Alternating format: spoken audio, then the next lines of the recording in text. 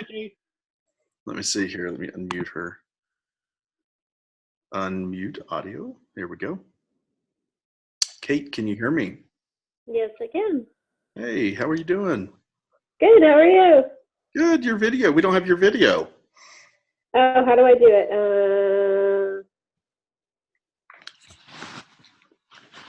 I get it? I got it. How you doing? Good, and yourself? Real good. Right now, we just have Josh and myself. Oh, Shelly just jumped on. You got Shelly? She's all the way from in Australia. Australia! What time is it, Shelly? I'm not in Australia. I'm not in Australia. Oh, I'm sorry. I'm on Prince Edward Island in Canada. Oh my gosh. It's 7:30 p.m. That's almost like Australia. Okay. Where are you guys? Kate, where are you? Near Boston. Near Boston. So it's about 6:30 here. Yeah. Josh? Where are you? I'm in LA. Oh, You're I just want to make sure your audio is still there. awesome. Yeah. Well, good. Let's go ahead and get started and hang out. And other people may jump in or jump out, but they can always watch the replay. I'm recording this, so I'm becoming a Zoom expert. Okay. Not really. I always feel like I have no idea what I'm doing in this program. But let me, for those who don't know, Josh is in the Access course with Kathy. And are you in the Making Money in Music course also? No, I'm just in the Access right now. Okay. Yeah. And I've known Josh for about, a year and a half. We met at the Sync Keepers over in LA. And I have huge respect for him and what he does and his talents. And I'm just very, very thankful that you're taking the time to chat with us about this. I'm super excited that we can pick your brain. Nice. Yeah, we always have really good conversations whenever we're just like talking on the phone or whatever. I'm like, man, people should hear this. This is good stuff. I know, exactly. Now we're going to record it. So I have a list of questions, but I'd love for you, if you have anything you want to talk about or kind of introduce yourself and give us your background a little bit, I'd love for you to just take the floor. And when you don't, if you need a little prodding or something for me to ask, I'll jump in and ask a question, and then we'll take questions from everybody else. Nice. I'm kind of like an over-preparer, so I did make like a couple of like interesting topic ideas that yeah, awesome. Very cool. Yeah, so I'll give like a quick rundown of like of my history. So basically, I started out on drums, and I moved to LA with the goal of being like a touring session drummer. Wanted to go out on the tours and like be in the studio drumming for artists and stuff like that. And as I was doing that, I started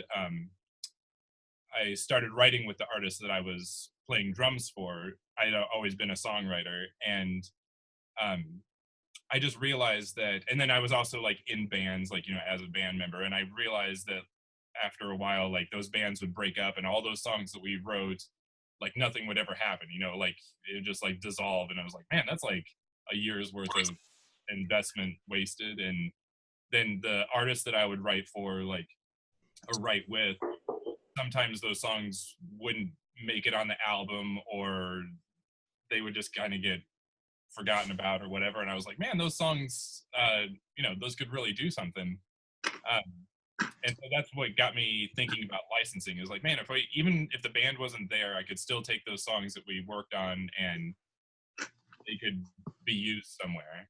And that's what got me started. And that's like, then kind of working through that's what led to the class with Kathy, because I soon realized that you can't just write like you do for an artist if you want to aim for sync. You know, as we've all kind of learned, like there's certain themes that kind of come up more often, and yeah, you don't want to use a lot of nouns and things like that. Right. Yeah. So yeah, I've been really focused on licensing pretty solid since 2010. So I've been doing it for about 8 years. and I've had some good syncs with Toyota and Amazon, Petco. A recent one with Showtime that I just posted about. That was a really awesome one. Yeah, that was awesome. Yeah. Yeah. So that's kind of like my history. Yeah. Okay.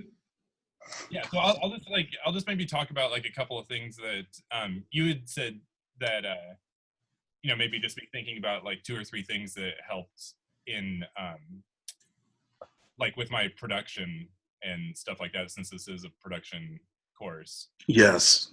Yeah. I'd love to hear what you have to say. Yeah. So I would say one of the things that I wrote down is to make your weaknesses into your strength. And you and I have talked about this about, like about how you don't play guitar, and there's a lot of instruments that I don't play, but really I found that the thing that's helped me the most is really just owning the things that I can do well, and just do those things, to the best of, like, way better than what maybe other people can do. Like, even so much so that, like, if you've got like this other guy over here who can play drums and guitar and bass and sing and all, a whole bunch of stuff, and maybe I can only play drums and a little bit of guitar, but if I dive into those 2 things like just 110%, I really like learn all the different things that I can do just with drums, I may end up creating something that's way more interesting than this guy who's way more talented and a multi-instrumentalist, because he's like got his attention spread among a whole bunch of things.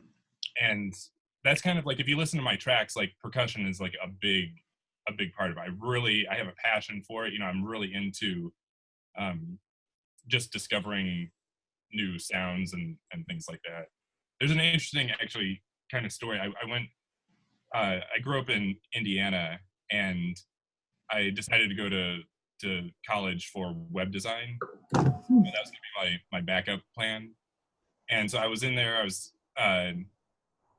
and I was taking like a fine arts class or something like that, and the assignment was like to go to a little thrift shop kind of antique store. You're supposed to like pick out some things that you're supposed to sketch later, like whatever. And I'm not really an artist, but that was like part of the web design curriculum. And I was in this like antique shop, and I had my pencil and my paper, and we were just supposed to be sketching things.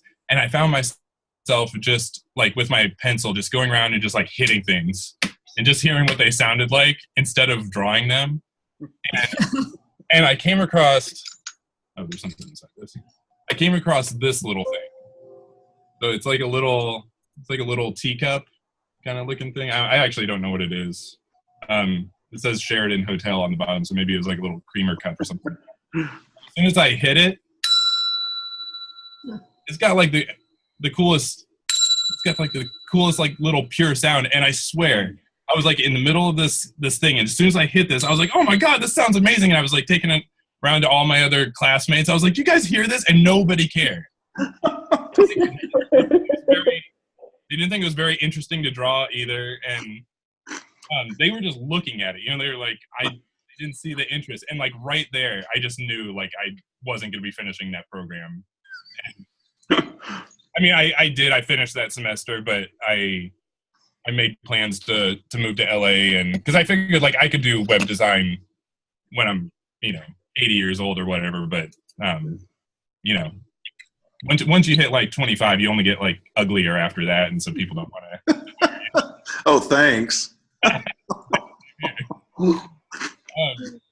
Yeah. So anyway, like the whole like make your weaknesses your strength is the thing that made me, when I moved to LA, because this place is just filled with super talented people. What is that? I don't know. Was that me? I don't know. Oh, I'm going to go ahead and mute you, everybody, and then I can see you, so just raise your hand if you have anything to say, and I'll unmute you. Okay. yeah, so moving to LA, there was like it's a lot of competition, just all the best musicians and producers are here and stuff like that. So it can be really intimidating to start and think like, how am I going to compete with these people? Like Max Martin lives here. Like he lives like, probably 20 minutes from here. I thought he lived in Sweden, or is he just Swedish originally? He's Swedish originally. Oh, okay. I mean, I actually don't know where he lives, but I think his studio's in, I think it's, well, I'm sure he's got a bunch of places, but I've heard like he's got a studio in Hollywood and stuff like that. Anyway, so like the thing that made me feel like I couldn't work here was just owning my strengths, because otherwise, like if you don't find something that you can really call your own and like have confidence in, then you'll never make anything when you realize how much competition there is out there. The other thing that I wanted to talk about that I think would really help, and these are kind of like just broad concepts, but like really developing your ear and really listening critically to either the things that you're recording or the things that, like I was talking about earlier, that are your strengths.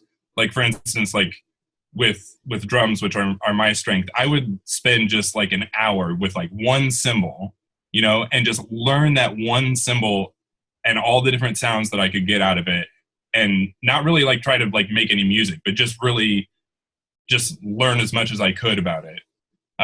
Like figure out what it sounds like from underneath, what it sounds like from on top. And actually, if you're ever near a cymbal, if you put your ear right at the, not above it, but not below it, and right at the side, and you move your ear up and down, you get this really weird like phasing thing where it like almost cancels out right at the point that the cymbal's vibrating.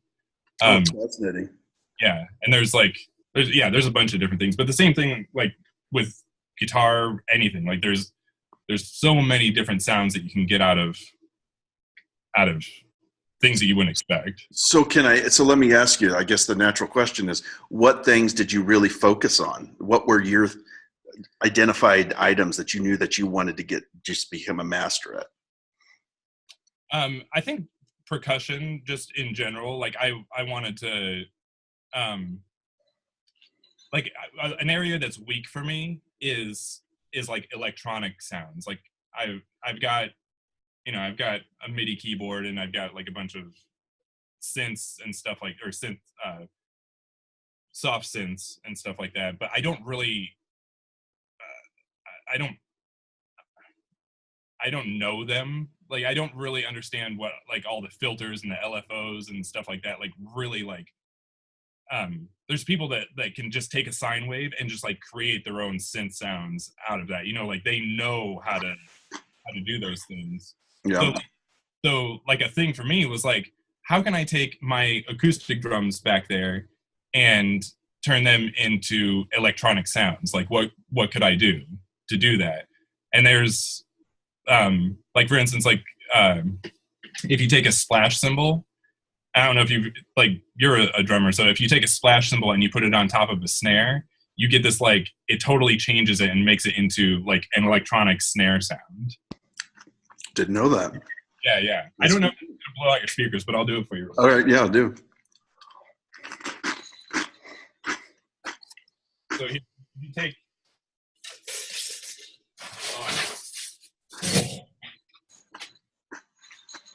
What kind of drums do you use? Oh, these are like old 60s or 70s Gretsch. They're just like... Gretsch ones?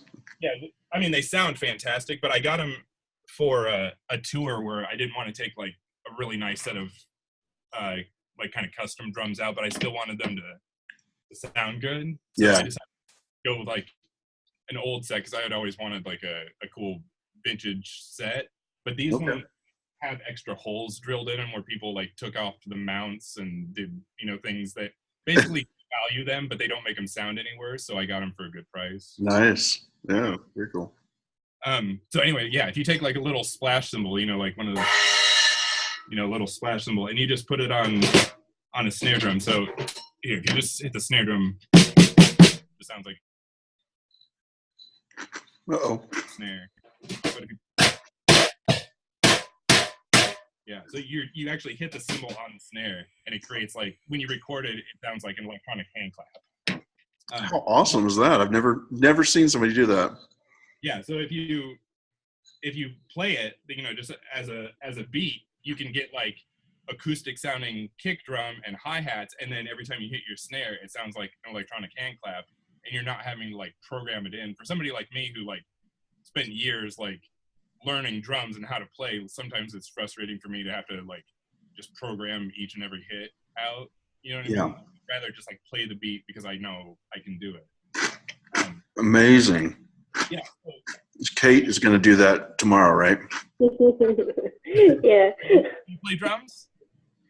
I played enough Rock Band that I can play a kit like a little bit. Nice. Yeah, so those are the kinds of things that I like when you say like what did I dive into, like those kind of things. Josh, your mic is kind of. Oh, is it cutting out? Well, it gets really loud, then it gets really quiet. I don't know why. Oh. It's like there's a slow compressor on it or something. It wasn't when I was just beating the hell out of the drum, was it? No. But anyway, are you guys hearing that same thing, Kate and Shelley? Yeah. Moving away from it. Oh, is that what it is? Oh, maybe it's just that. You keep backing away from the mic, and then you get close, and it gets loud. Oh, sorry about that. All right, I'll stay seated. I won't be running all around. No, that was really cool. That was awesome. Yeah, so those are the kinds of things. I was just trying to think if there was anything else that was like kind of fun that I've discovered. Well, okay, so how did you start writing songs if you were a drummer? Did you pick up the guitar or piano, or what did you do with that? Yeah, so my dad plays guitar, so I kind of learned a few chords from him and did that. And then from there I learned to play bass a little bit. I really just learned out of necessity, but I find that very, very rarely am I looking for sounds in my head that are super complicated. Like, right.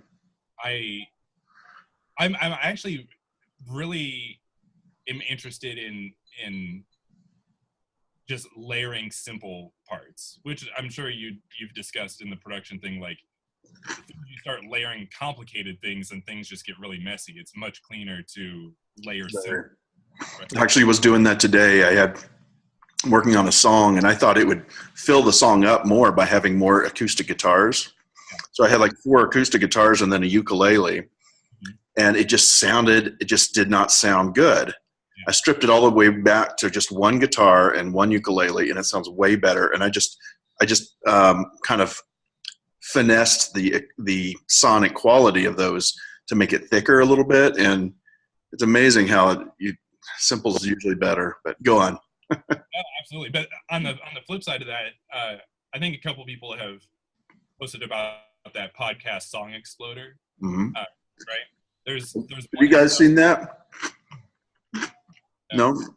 Podcast Song Exploder. It's awesome. And the cool thing is they're only like 15 minutes long, so you don't have to dedicate a whole afternoon to it. But it's the artist will just, or sometimes it's the engineer or producer, but most of the time the artist will break down a song. And one of them, and I can't remember who the song was, but he was talking about how he had this really famous session drummer, come in and play on his song. And the drummer just set up like 1 mic in front of the drum set, which most of the time you have like 12 mics on a drum set. He set up 1 in front of the drum set, got it balanced so that it sounded good, and then he recorded I think something like maybe 6 takes of the exact same drum part. And most of the time you just have like 1 drum part, you just have that 1 drum beat. But then he had the engineer like pan them all, so it was all the same drum part, just multiple takes of it, panned hard left, hard right, and then, you know, over there and then right in the center. And it created like a really cool, like kind of flammy beat because there were so many layers on top of it, or of the exact same thing. So it's weird. Like sometimes like you really do just need to strip it down to just that one acoustic guitar and ukulele, but then, you know, you play around and you discover that you need 5 drum tracks. Yeah.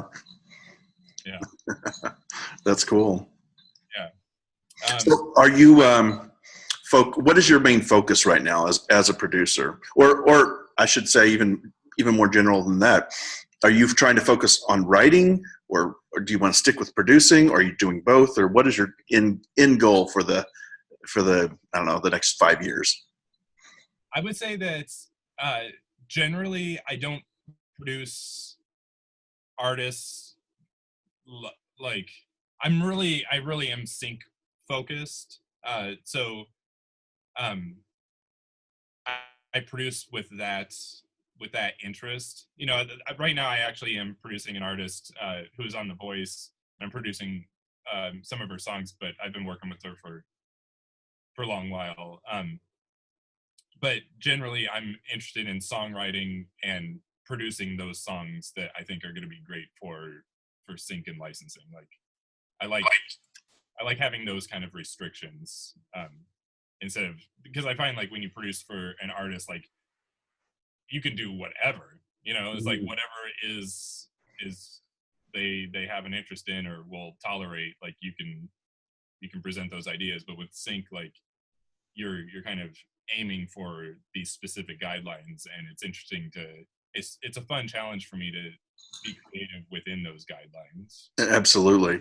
And from when we talked before, you mentioned that and I hope this is okay to say, that you can write under different artists' styles.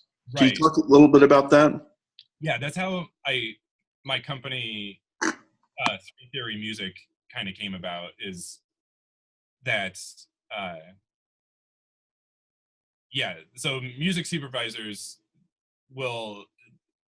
don't they don't tolerate, I guess is the right word, or maybe not, people who do a bunch of different styles of music. They don't believe that you're doing, if you present like I can do all these things, they don't really believe that you're doing any of them authentically. And I can kind of understand that, you know, like if I was like into John Mayer and I knew like what I was getting with John Mayer, and then all of a sudden he like went off and started writing, you know, country music, I would be like, like if I want country music, I'll go to like somebody who does country music. Like I came to Right. Yeah. that I really like. So I could understand that. So I started branding or putting certain styles of music that I was doing a lot of under certain band names and stuff like that. And then so I would create like Twitter accounts and Facebook pages for those bands, and then when I would write the song, like I've got one band that is kind of like male vocal rock, or you know, thing like kind of gritty or sounding music, that goes under one band name. And then I've got another one that's like female pop type stuff. And then once I've kind of like, I was writing for a while when like ukulele pop was really popular with sync. I was doing a bunch of those, and then that kind of fell out, or the style change is evolved a little bit. So that now became like an album from that band that I did. And now that band is like moved on to doing a new style, you know what I mean? Like, so, so I've kind of like categorized that, categorized them like that. Okay. So how many styles are you how many, it's almost like you have sort of buckets that you can, so if you're writing a funk song, you kind of put it in that bucket. And so how many of these do you have? Hold on, let me just pull up my website. I think I've got,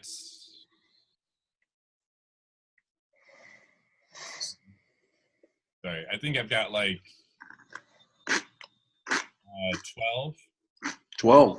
Yeah. That's incredible. How do you, do you ever feel overwhelmed by that? Yeah. Yeah. I mean, I don't work on 12 at a time. Like one of them is a like a French pop album that I did that I just got inspired to. um I just had this idea, like uh like what if there was like kind of, if you had music that sounded very American, but it was sung by in a French language, like that kind of, like, what would that sound like? Like for instance, um like spaghetti western, Quentin Tarantino style, that kind of music, like that sounds very American, it's like very kind of like western and that kind of thing. So like what would that sound like if you had somebody singing French over that? Like they're really cool. Oh, cool. Yeah. Now, Art, sorry. Well, I was wondering, okay, let's say you put together an album that's very female vocals, singer-songwriter, whatever. Do you feel complete an EP before and actually get it distributed before you start pitching that? Not all the times. This was like a specific project that I just had. It was a while ago when I had more free time. Yeah. It was just something that I wanted to try and do as an album. But a lot of times I'm kind of just recording singles. I just record one song, and then I figure out what, if the person that I'm writing it with doesn't want to put it under their own name, then I will then I'll find like a band name that I've created that it can go under. So do some of your band names have only one or two songs? Yeah. Like there's one. Oh, okay. There's one called Montana Maven, which was actually written with two other people here in LA that I actually played drums for. It was like an artist and a bass player that we decided to start writing on our own. So I mean, that's actually like a legitimate project that I'm not just making it up. That's actually like a legitimate thing. But we only ended up doing like 2 or 3 songs, so it's just kind of one of those. So what if one of these songs that gets synced? What if people are searching for it? Wouldn't you want that on YouTube and Spotify and things like that? Or are you worried about that at all? I'm not worried. I'm not worried about it. There's a couple things with that. I have a little bit of anxiety when you talk about like having 12 different bands and artists names to deal with. That is a lot. Having Twitter accounts and Facebook pages for all of them to manage and try and like keep that happening. Mm-hmm. I haven't figured out how, like, if I release them and any one of those songs like kind of takes off a little bit, yeah, I've got to deal with royalties and doing the splits for my co-writers in that regard, because then there's like sound exchange royalties and all those things, and I'm just trying not to deal with that. I'm trying to just deal with like the licensing part of it. I see. Okay. And plus, like,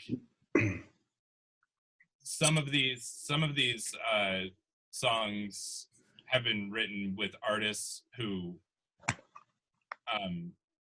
already have a name for themselves as an artist, and it was kind of the understanding that we're writing, we're going to be for sync, and I just have to be careful that I don't go and release something and then somebody's like, hey, that person sounds like this other person that we hear on the radio.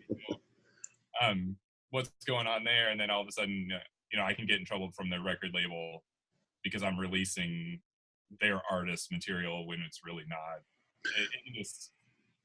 That's not the majority of what I do, because I write a lot with like people in the group, but just I don't know. I'm trying to shy away from doing that at this time. Okay. Yeah.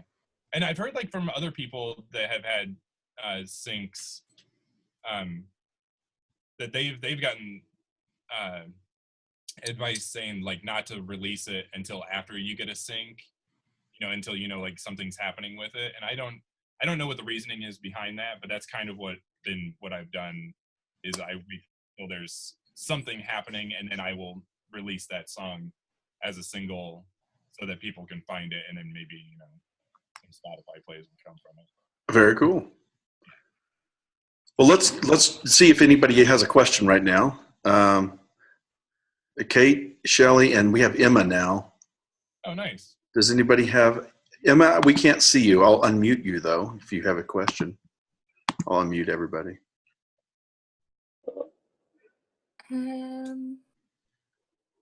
I have 1,000 questions, so if you guys don't have anything, I'll keep going. But let me just jump in. Yeah. Oh, sorry, Kate. Go ahead, Shelley. All right.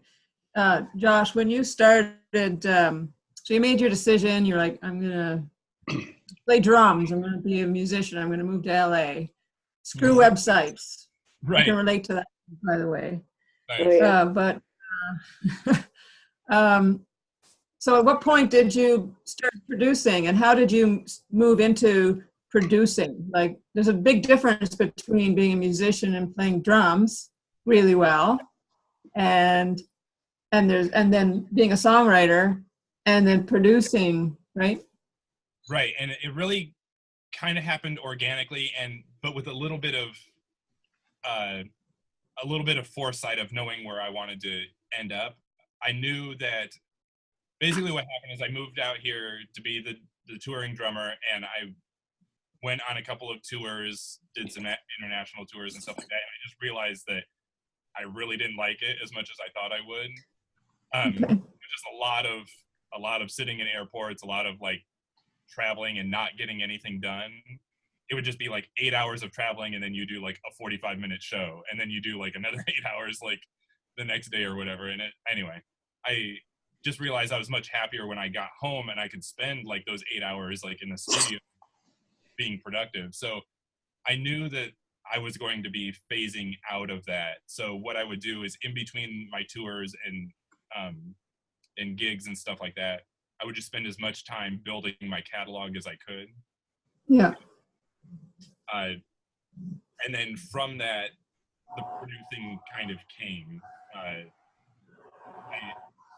just, like, if you look at I think like in the first 2 years that when I started in 2010 and said I knew that I was going to be getting out of touring, I think I wrote like 100 either like instrumental cues / songs, maybe 150. And if you listen to them, they're like all over the place. Like I've got some that sound like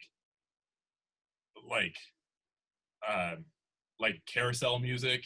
I've got some children's songs that I did, some singer-songwriter stuff, just all rock. I just went all over. And I didn't really realize, I was just trying to build my catalog, but it was also like some really great discovery time. Like I was able to pay my bills because I was still doing the drumming, touring thing. But I was also like really kind of getting my production chops and like discovering like what I could do well and what I couldn't. Things that I thought that I was going to be able to do really well, like just crashed and burned. Yeah, so that's like kind of another thing that I discovered. It kind of goes with like really build on what you can do well, and there's a lot of things that I'll just say no to. When I get approached to like write something, I just know that I can't really pull it off at the level that it needs to be, and that's okay. You know what I mean? As long as I enjoy what I'm doing. It was like, it really was from like 2010 to 2013. No, hold on.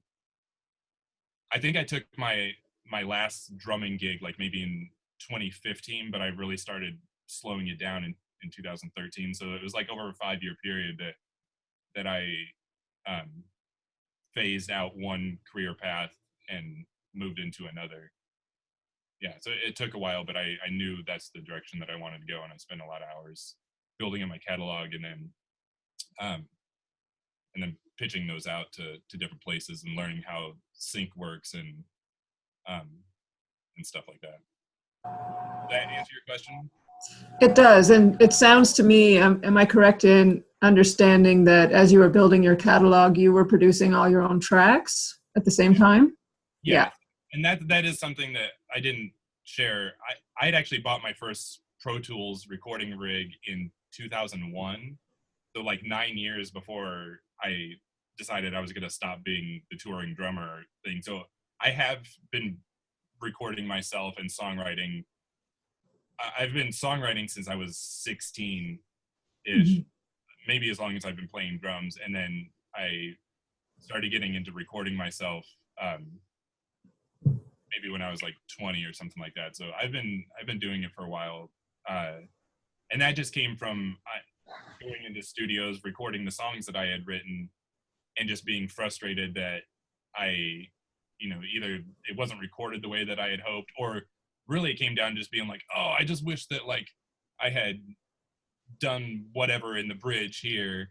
Now I have to go back and like spend another couple $100 to like go make that change, when really if I had been able to record myself, I could just do it right away and so much more. So instead of like taking that couple $100 and going back to the studio, I just saved that money and saved a little more and bought a recording rig. And just, I actually, when I bought it, I took a loan from a bank and I bought all the recording gear that was recommended to me. And then I bought a book on how to use Pro Tools and record myself. And I just left everything in the boxes in the corner of my room until I was done reading the book, which is really unlike me. Nobody reads the instructions when they first get something exciting like that, right? They dive right in.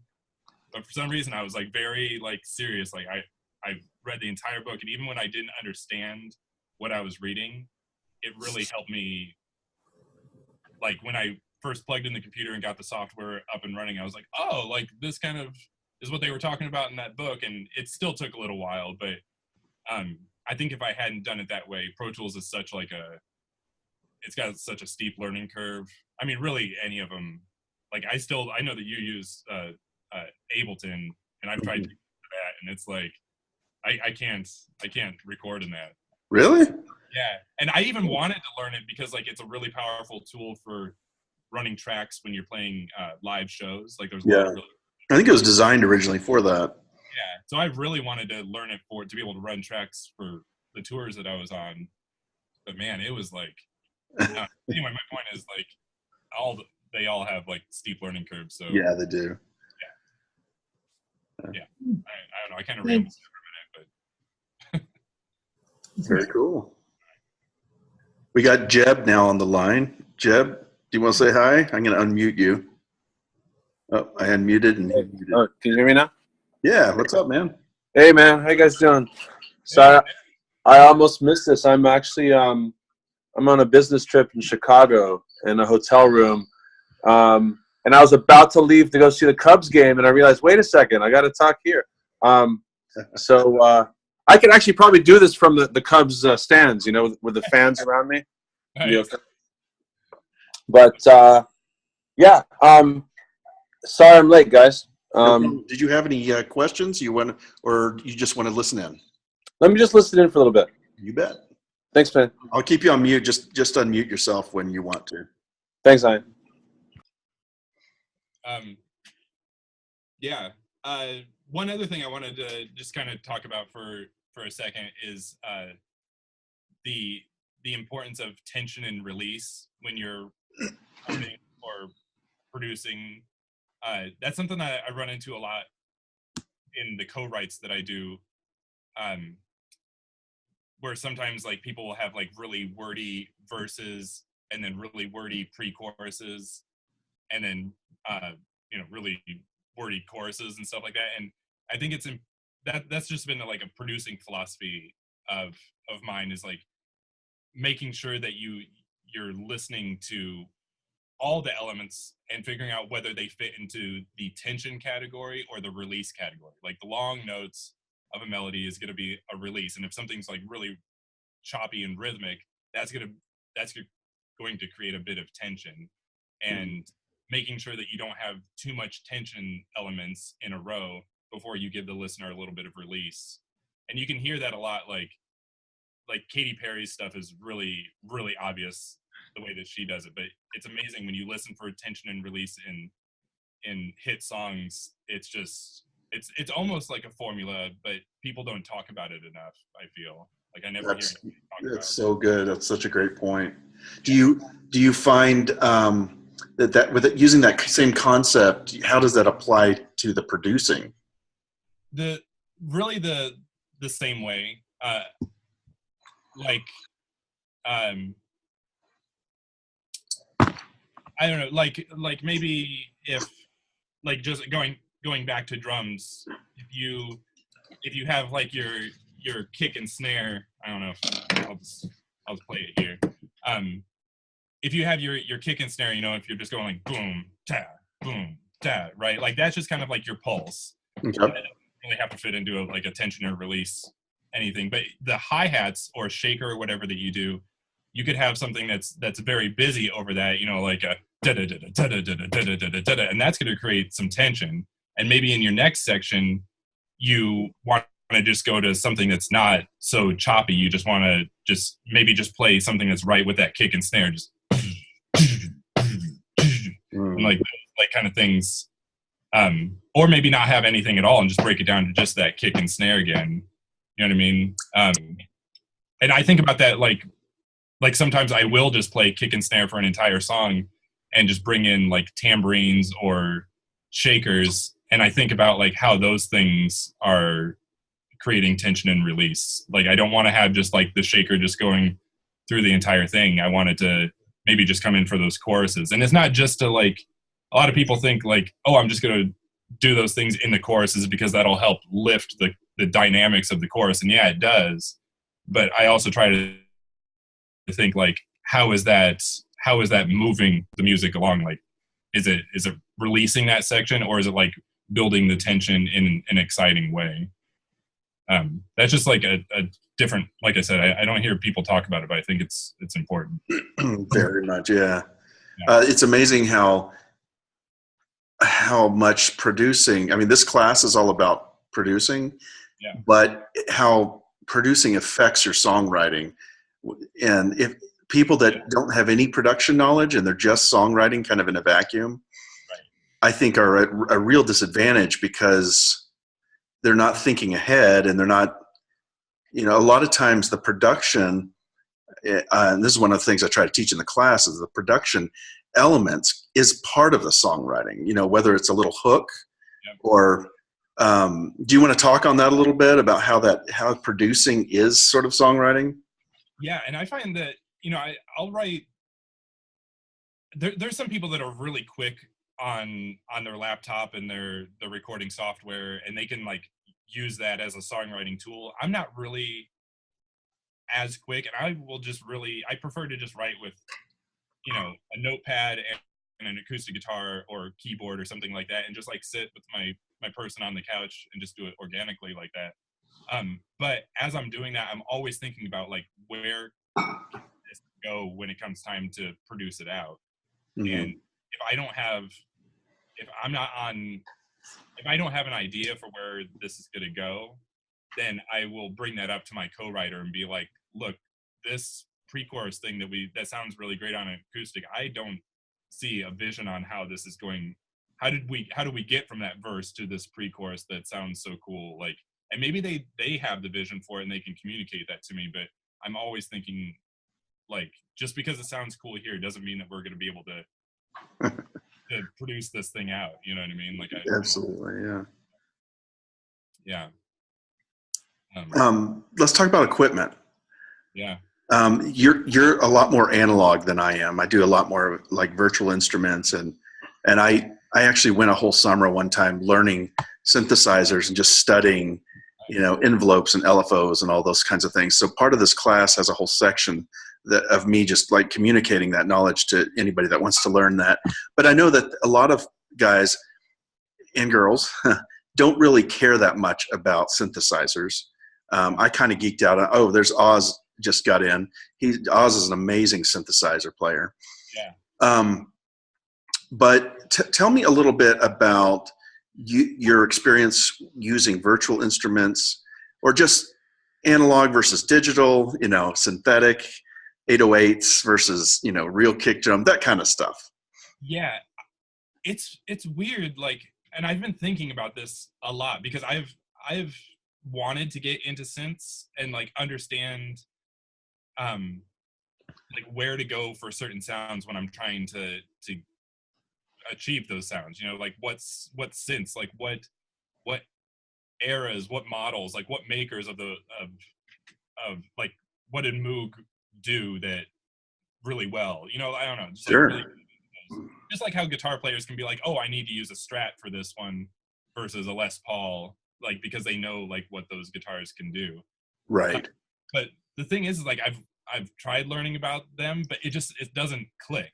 And I think the reason is that I didn't grow up with that kind of music. Like I grew up with a lot of like singer-songwriter stuff that my parents would play, a lot of like old Motown Stax records. And then when I was my teenager, it was like 90s, like modern rock, you know, alternative rock, Nirvana and Green Day and that kind of stuff. So like synths were never part of my listening palette. Right. You weren't listening to and so Britney again, Spears in the early 2000s? No. In the early 2000s, I think like the closest that I got was like listening to the Killers. You know them? Oh yeah. But they were still rock. They just had like synths like over it.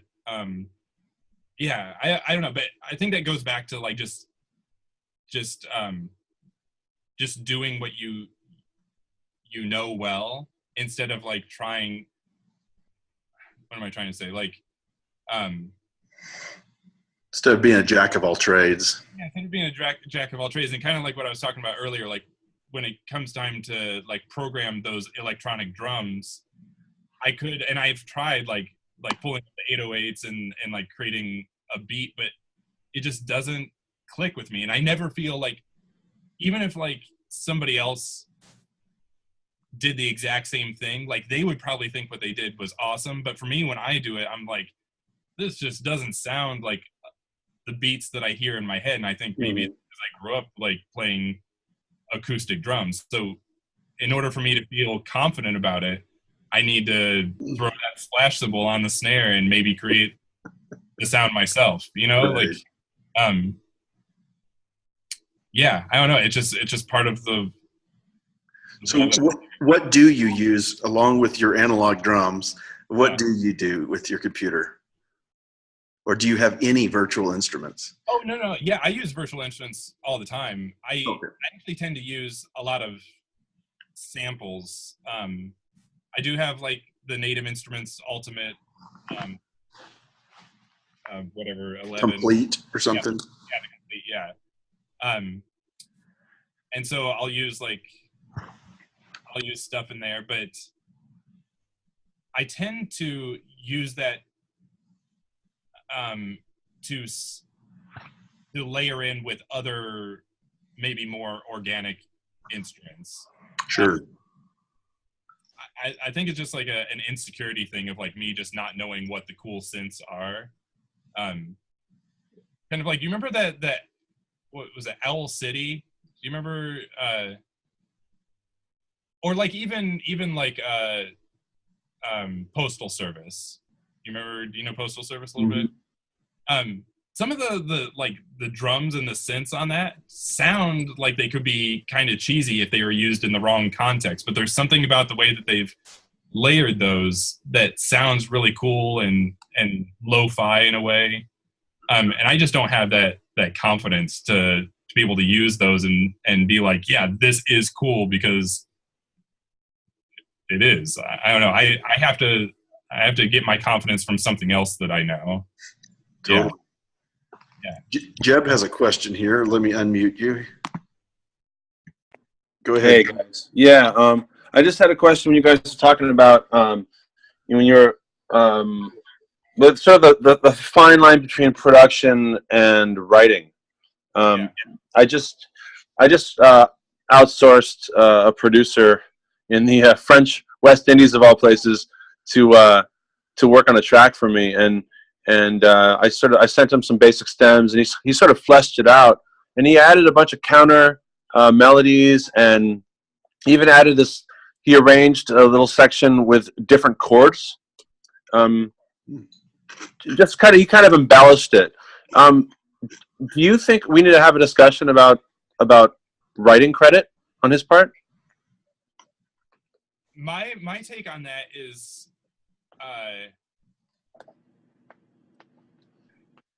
so like right now I'm producing for an artist, and the understanding that we have is that she pays like a flat fee, and she gets to own the masters and everything outright. There is no.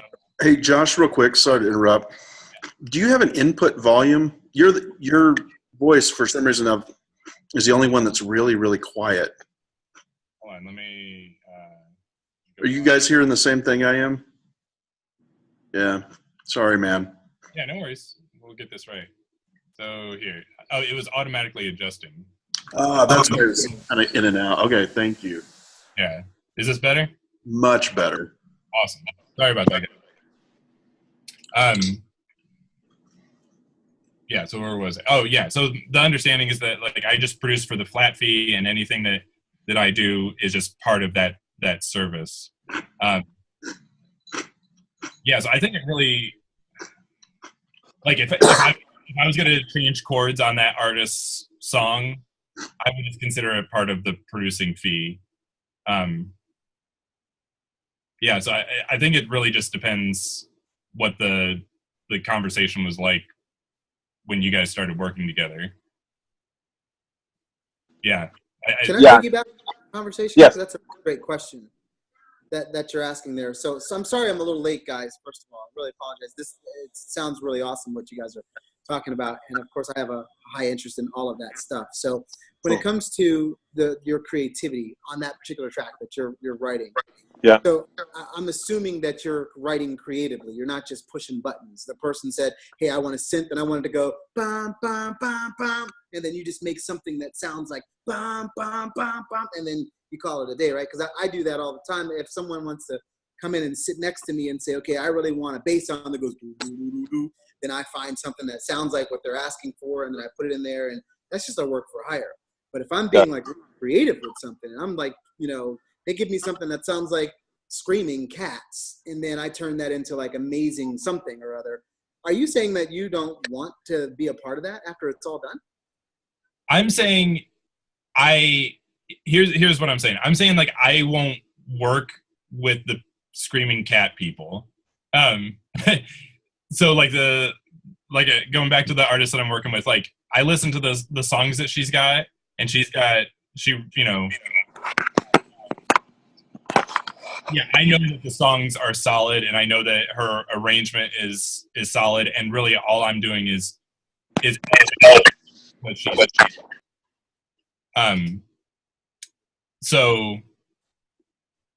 yeah, I think that's where I'm at with it. Like I try not to put myself in those positions, and I've been there where I work with the screaming cat people, but I try not to put myself in those positions where I'm creating gold out of crap, But that's even more so. Like if you're working with someone like Madonna, like I'm throwing it way out there, right? If you're working with Madonna, and you know that if you're giving Madonna something that she's going to turn into $1 billion in like 5 minutes, right? Right. And so are you really saying that you only want like $1,000 for something that you know is going to be turned into like I don't know what your price is, but I'm just saying I'm throwing that price out there as like a flat fee kind of a thing that you may be charging, and Madonna turns it into $1 billion. Are you saying that you don't want to put a piece of that either? I'm not I hear what you're saying, and there's a lot of producers out there that will take their points, on the stuff that they do, but I forget who it is. Producer Steve Albini, the producer that did Nirvana's Nevermind. He said in an interview that he doesn't take any points. He doesn't take anything. He just wants his producer's fee, and then he's done with it after that. And he said that it would probably be financially smarter for him to have taken those points and requested it, but he just, as a philosophy, he doesn't feel like that's like his role.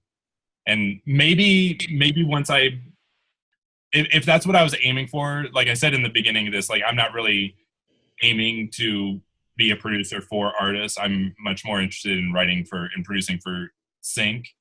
But maybe if that was my goal, and as soon as I build up enough credits, then I can start asking for those things.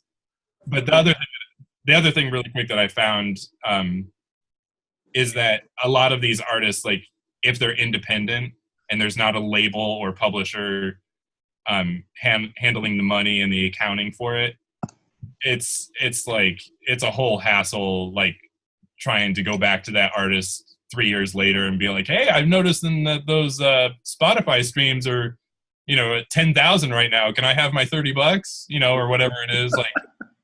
Like I just don't want to deal with that. I would rather just ask for an extra couple hundred now, and maybe, you know, maybe that artist ends up blowing up, and I'm, you know, could have made more money.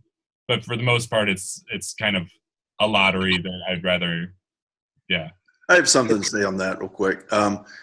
Going back to it sounds like Jeb is on the other side of that. He was asking for kind of a work for hire, but the person that he, correct me if I'm wrong, Jeb, but the person that you hired ended up doing some creative things, and now you're wondering, crap, I really like this creativity that he injected into this. Do I need to pay him some points? Is that right? Okay.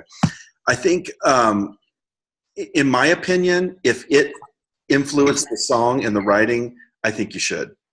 I think a huge part of this business is just being fair. There's so few people that are fair and pursue fairness, and they're always looking for the upper hand, that if you become fair, if you try your best to be very just, I guess, and be very upfront about that, it'll make you stick out because people will trust you and want to work with you more.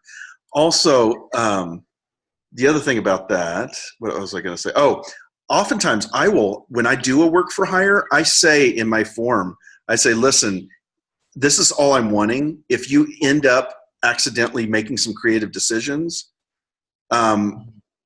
if you send them to me as part of this work for hire and I use them, it's still a work for hire because that's what we agreed to. So I kind of precursor that a little bit. That's not the right word. I kind of prepare for that up front, that if I end up using a little bit of your creativity that you injected, now that rarely ever happens, but I guess it's a case-by-case thing, and it's also a because this happened to me. I asked for a work for hire from a singer, and they ended up coming up with a melody part that I didn't come up with. And I was like, oh, crap, now what do I do? So I just had a quick talk with them. I said, listen, if this song gets synced, I'm going to kick over an extra $500 because you came up with some things that I didn't. And now I don't have to put them into that. I just write that down in my spreadsheet with all my songs as an agreement, so that if the song gets synced, they're going to get an extra $500. But now I don't have to keep track of them as part of that master. Does that make sense?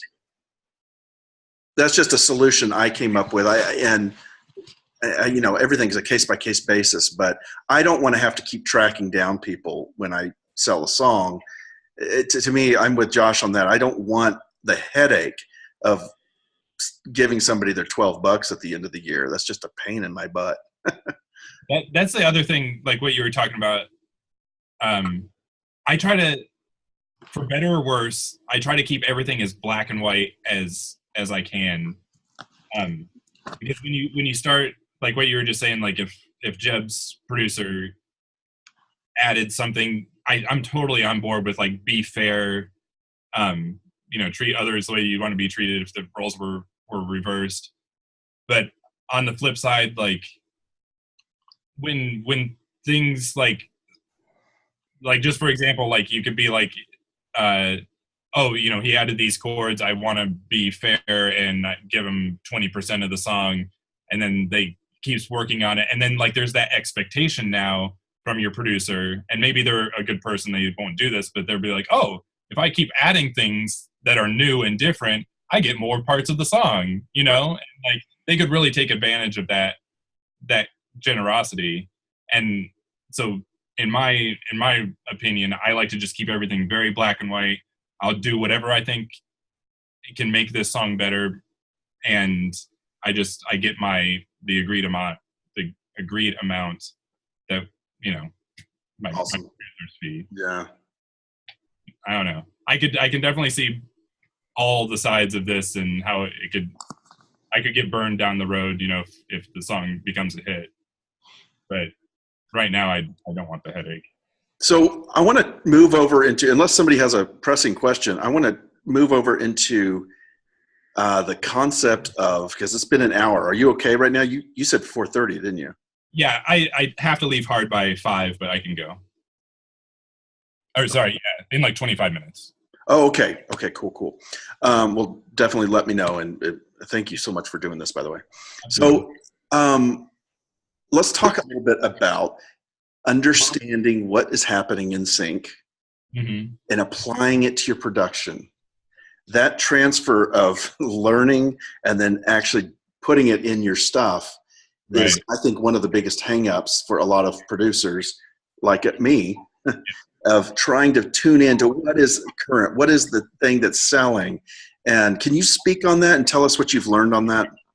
Yeah, that is one of the trickier things. There's a couple elements that I've kind of identified. One is know what you can do really well, and even if there's like for a couple of years ago, EDM was like, or not EDM, Skrillex. What was that style of music that was like hot for like 1 year? Dubstep.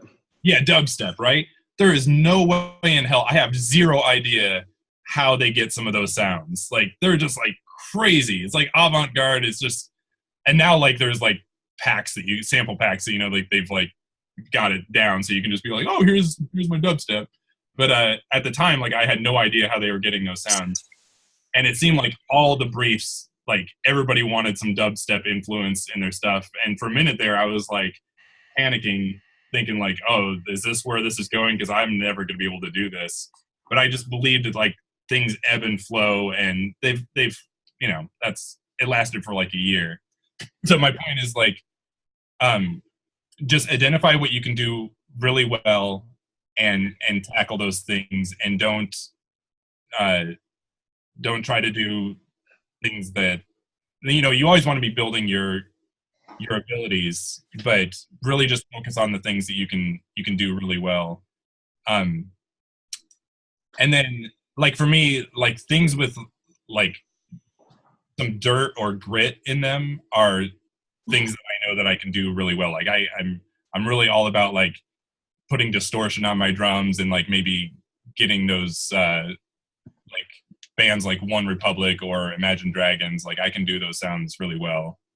And yeah, just like that kind of thing. Like just when a brief comes across and it's like right up your lane, you know it. You know, like I can do that Colby Calais song, you know, sound or whatever it is that they're after. And then the other thing with sync that I just hear all the time is with lyrics and writing for sync, is that people think that when they're trying to write for a theme that they need to write about that theme, and the lyrics end up sounding like the song ends up sounding like it was written for sync, which no music supervisor wants. They want those songs that sound like they could be a radio hit, but also happen to work for sync. They want it to sound like, oh, this is something that could also work for what I'm doing, instead of being like, oh, this person wrote it for what I'm doing, and then it doesn't sound as so important. Yeah, Kathy really has taught me a lot on that. Right. So like I think like identifying lyrical cliches and just becoming allergic to them is super important. There was one that I actually wrote down as an example of, there's a song by The Script, and it's a few years old. I think it's called Heartbreak. I should have written down the title of the song, but it's by The Script. And there's 2 lines in the second verse, and the first line is, they say bad things happen for a reason. And that's just like totally a cliche line, you know, bad things happen for a reason. People say that all the time. And as soon as I heard that, that's like the first line of the second verse. And as soon as I heard that, like my gut just kind of like cringed for a minute. I was like, oh, that's a horrible line. How could they start the second verse? But their follow-up line is, but no wise words are going to stop the bleeding. And so they like kind of acknowledged that was a cliche line, and they follow it up with those wise words, that cliche line that I just said, that's not going to help me now. You know what I mean? So like the fact that they acknowledged that cliche and they didn't just like use it and move on, it kind of saved that a little bit. And I just thought that was a really clever thing to do, instead of just like using a cliche and letting it be. And don't you find it difficult when when you're faced with a song like Home, Yeah. I mean, how do you talk about home that hasn't been talked about and that doesn't sound cliche?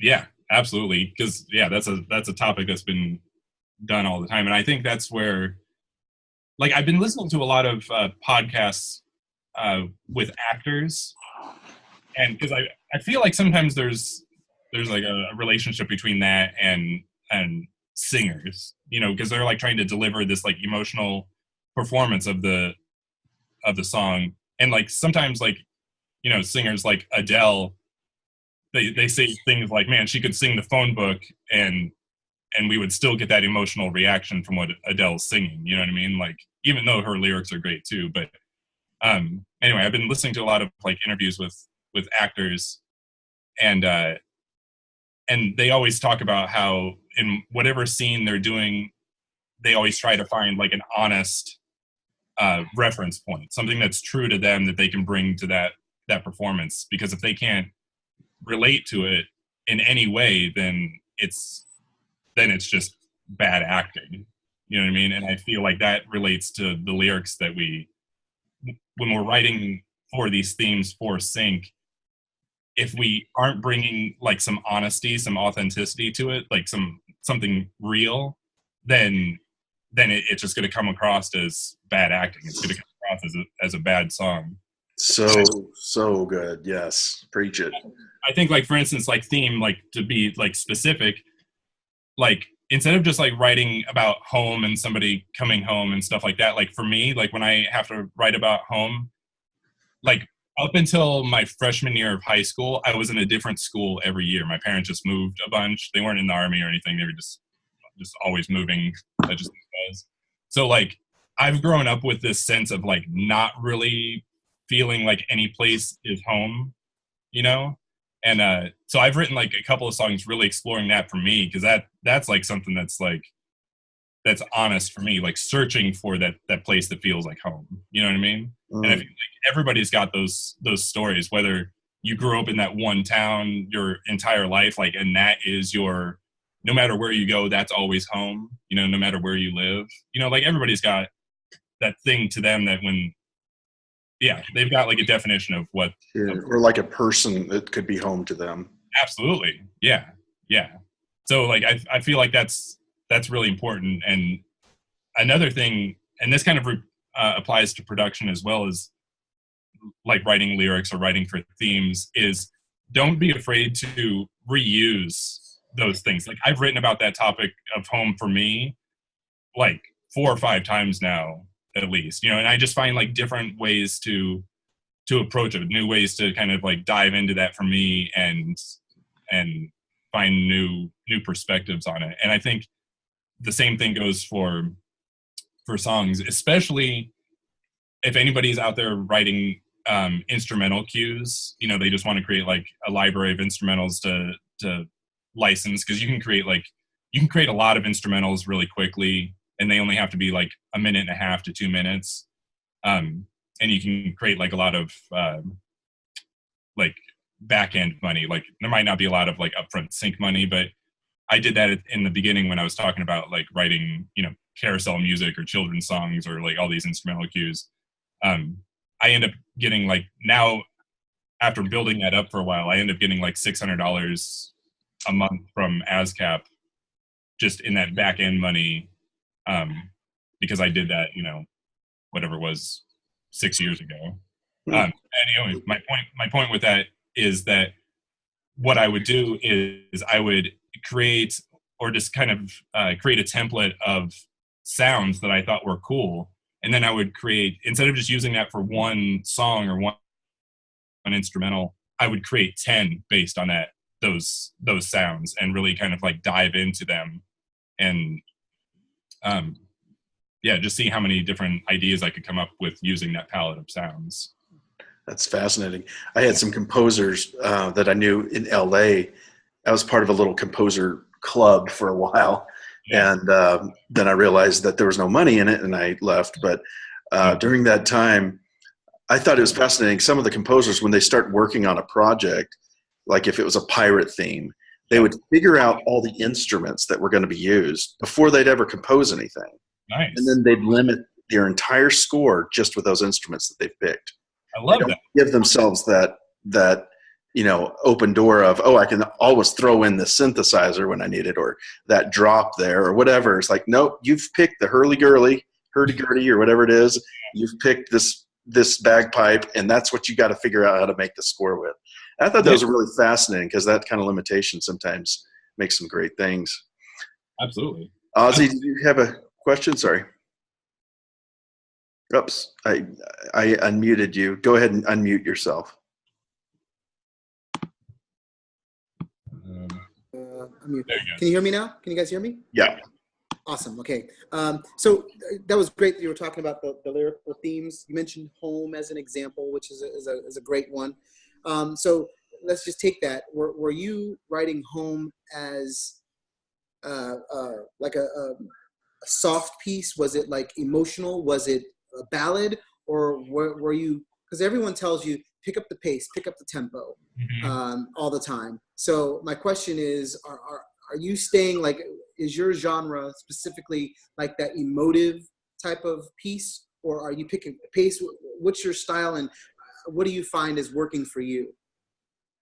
So what I'll do is I'll kind of mix and match. So depending on, I actually really like to write for briefs, even if the brief is expired and it's not, I'll like save them. If I don't have time to like write for something right now, I'll put it to the side and be like, I want to write for that later. That sounds like it'd be a fun one.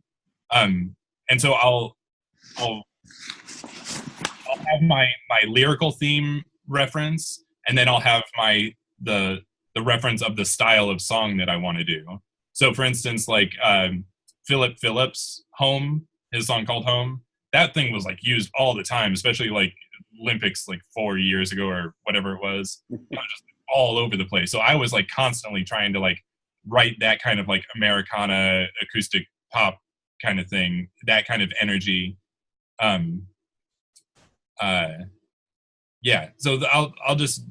I'll do that. I've got one that's like much more like kind of like indie rock song about home. But yeah, I tend with home, I think for me, like there's that feeling of like a bit of being anthemic, and also kind of like maybe, I don't know, just like emotional. Like I'm always like searching for home. Like I'm always like striving for that. So I had that kind of, I wanted to, even if like you mute the vocals, I want the music to have that emotional energy. Like people can like identify, like as soon as that music hits, like it sound like you almost like view the movie trailer in your head. Like, like what the scene's going to be, like I kind of do that a lot, where like I think in movies, like I think like what scene does this song want to live in? Is it angry? Is this like a confrontational scene? Yeah. So you're doing more fat, lush productions then, with strings, with just lots of instrumentation, or are you doing like sparse, just 2 instrument kind of a thing? All over the place. I'll try to maybe in the Facebook group, I'll create a playlist of the home songs that I've created, and awesome. Yeah, and one is like a Mumford and Sons kind of thing with like just, an acoustic guitar, male vocal kind of thing, like a lot of kind of similar to the stuff that you do. And then another one is I don't know, I'm trying to think. I was trying to think of the reference for it, but one's like very, lots of electric guitars and very like big bombastic drums, kind of driving like, I don't know, like if somebody was like, I don't know, like knew that their person, their love interest was going to be leaving forever, and they needed to get, they were going to be like killing people on the sidewalk to get to that person, you know, like they wanted that kind of like aggressive, I'm getting home whether you like it or not kind of song. Like I would write that. Or like if I needed something sweet, like walking in the rain to get to that doorstep of where home is, you know, like something a little sweeter, you know, like I just think in those kind of like emotional, yeah, that's just kind of where I come from. Yeah. Kate, you have a question. Yeah. Thank you. Hey, your successes now. Like, where are you? Are you with a publisher? Do they come directly from music supervisors, agencies? Can you tell us about that? Yeah. So when I first started, I came from, you know, the touring drummer thing, and I was always playing for artists. But I realized that like meeting music supervisors is much harder than, they don't like hang out in the same circles. They're not like hanging out in clubs backstage like music managers and stuff like that are. So I tried reaching out to some, but to make the answer short, I've just recently really just come to the understanding that I just need agents. You know, I just need those people that have those relationships, because it just takes too long to try and develop them on my own. And I'm kind of an introvert, and I'm not great. Yeah. I'm not great at like forcing friendships, or like, I don't know. I feel like such a fake when I'm trying to do that thing. When I know that I want something from them, you know, it's like, it just feels weird. But as far as like the successes that I've had, like the most recent one, the Showtime one, that came from the co-writers relationship. She had an agent that she's working with, and they got that through there. And then other ones that I've gotten, have just been through different agencies, libraries that I've worked with, that kind of thing. Every once in a while, I've gotten a couple that have been like direct relationships. Like I do know a couple of music supervisors, but that kind of ebbs and flows. Like one music supervisor that I know, she's has been working on, there's a show called The Americans, and I think it's spelled with like the K because it's like a Russian. It's about, yeah. But anyway, that show is like set in the 80s or the 70s. I haven't actually seen the show, but when I talked to her last, she's like, yeah, I'm working on this show, and I only need like songs from the 70s. And I'm like, well, I can't go back in time. So like that relationship has kind of just been on hold until that show runs its course and she moves on to something else. Yeah, that's kind of been my experience. So yeah, I'm kind of just focusing on developing those agent relationships. I've always wanted, I really only do non-exclusive deals. But I've kind of always wanted that one relationship, that one publisher or that one agent who really like believes in what I'm doing and really like feels passionate about pitching me, but I just haven't found that person yet. So until then, I'm doing non-exclusive and working with a bunch of different people. That's awesome. We have time for like one more question. Does anybody have a final question? I want to be real sensitive to your time here. Yeah, I appreciate it. Got to pick up the kid. Yeah, I gotcha. Shelley, what's going on? Yeah, Josh, just quickly, you mentioned the, I forget what you called them, but the short clips of instrumentals that you worked on while you were building your library, and now you make back-end music monthly, back-end royalties on that monthly. Can you just tell me really quickly where you put those so that you can make that money, and what you called those again? Yeah, they're called cues. Cues, yeah. CUE. Yeah. So I kind of lucked out. So I kind of lucked out with that a little bit. I was really, for like the first 2 years, I was like building up my catalog and getting these things happening, listening to all the music that was used in shows. And this lady that I adopted a dog from, I knew that she worked in TV, and I was really hesitant about reaching out to her because I was like, oh, I don't want to be that guy who like adopted a dog from this lady, and then it's like, hey, by the way, I Googled you and saw what you really did as a career. She had this like dog thing as like a non-for-profit that she did, which is great. But I was like, do you have like a music supervisor that works at your production company that you work at that I can just interview? I just have some questions. And she was super awesome and introduced me to him, and he and I kind of hit it off. He was also a drummer. And so that production company is called 495 Productions, and they did Jersey Shore when it was on and like hot and everything. And they've continued to do like, they do a bunch of like reality shows, nothing really that that is great, but there's a bunch of them. And so they use like instrumental stuff all the time.